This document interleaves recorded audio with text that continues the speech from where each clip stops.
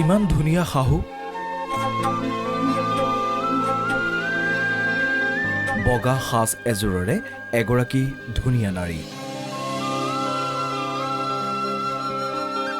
স্নিগ্ধ চাৱনী, স্নিগ্ধ পোছাক, ইমান ধুনীয়া দৰাৰ মাক।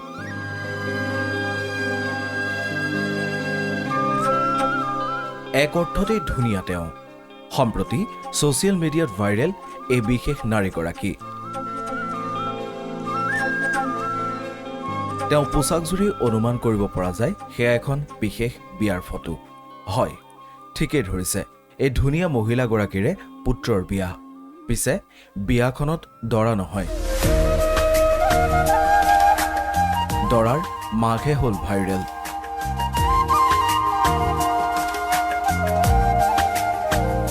সম্প্ৰতি খুবেই চৰ্চাত থকা দৰাৰ মাক।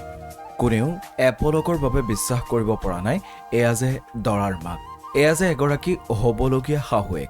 দৰাৰ মাকৰ ফটো দেখি সকলো হতবাক। ইমান ফিট, এই সৌন্দৰ্যৰ আঁৰৰ ৰহস্য কি? কোন এই নাৰী? এয়া অৰুণিমা দত্ত। এগৰাকী যোগ প্ৰশিক্ষক অৰুণিমা দত্ত। গুৱাহাটীৰ চানমাৰীত অৰুণিমা দত্তৰ যোগা ষ্টুডিঅ'ৰ জৰিয়তে বহু লোকক যোগাভ্যাসৰ সঠিক প্ৰশিক্ষণ দি আহিছে অৰুণিমা দত্তই। সেয়ে স্বাভাৱিকতে উঠা প্ৰশ্ন হৈছে, নিয়মিত যোগাভ্যাসৰ বাবে আজিও বয়সে চুই যাব পৰা নাই নেকি তেওঁ? সেয়াই এতিয়া চৰ্চা। যৌৱন আৰু সৌন্দৰ্যৰ আকৰ অৰুণিমা দত্ত।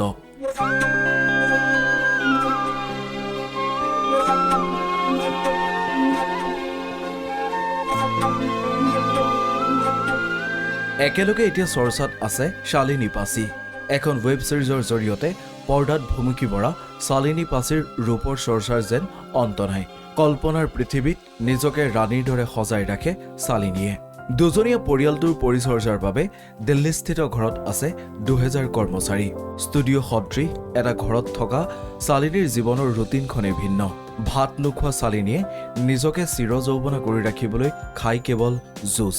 ছবি অঁকা, গান গোৱা, নৃত্য সকলোতে ব্যস্ত ৰখা শালিনীক লৈ এতিয়া ভাৰতৰ এণ্টাৰটেইনমেণ্ট মিডিয়া ব্যস্ত। ঠিক একেদৰে অসমত হঠাৎ ছ'চিয়েল মিডিয়াৰ চৰ্চাৰ বিষয় হৈ পৰিছে অৰুণিমা দত্ত।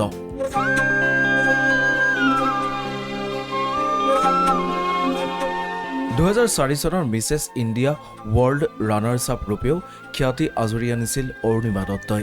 শেহতীয়াকৈ যোগ প্ৰশিক্ষক অৰুণিমা দত্তই লাছ ভেগাছত অনুষ্ঠিত বিশ্ব ফিটনেছ কনভেনশ্যনতো অংশগ্ৰহণ কৰিছিল। নিউজ ডেস্ক, প্ৰথম খবৰ।